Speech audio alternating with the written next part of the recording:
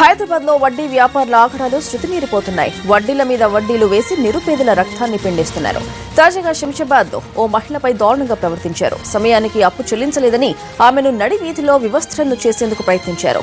ఎలాగోలా తప్పించుకుని పోలీసులను ఆశ్రయించింది బాధితురాలు. మరిన్ని వివరాలు మా కరెస్పాండెంట్ రమేష్ వైట్ల నడి తెలుసుకుందాం. రమేష్, ఈ ఘటనకు సంబంధించిన వివరాలేంటి?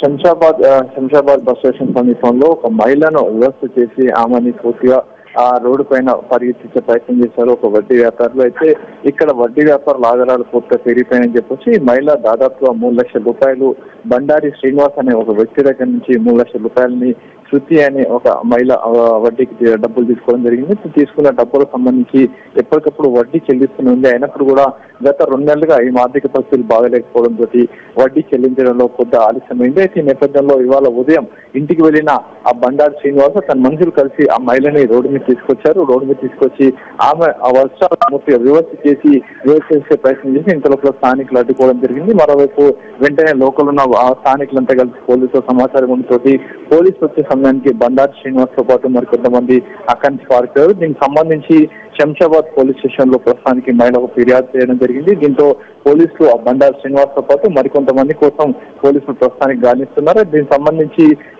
తాను డబ్బులను సకాలంలో చెల్లించకపోవడం వల్లే తనకు సంబంధించి బండారు శ్రీనివాస్ తో పాటు మరికొంతమంది వ్యవస్థ చేసే ప్రయత్నం చేశారని చెప్పి మహిళ ఆందోళన వ్యక్తం చేస్తుంది. దీనికి సంబంధించి ప్రస్తుతానికి పోలీసుల విచారణ కొనసాగుతున్న నేపథ్యం ఇంకొన్ని త్వరలోనే తెలుస్తామని చెప్పి అటు పోలీసులు చెప్తున్నారు. Right Ramesh, thank you.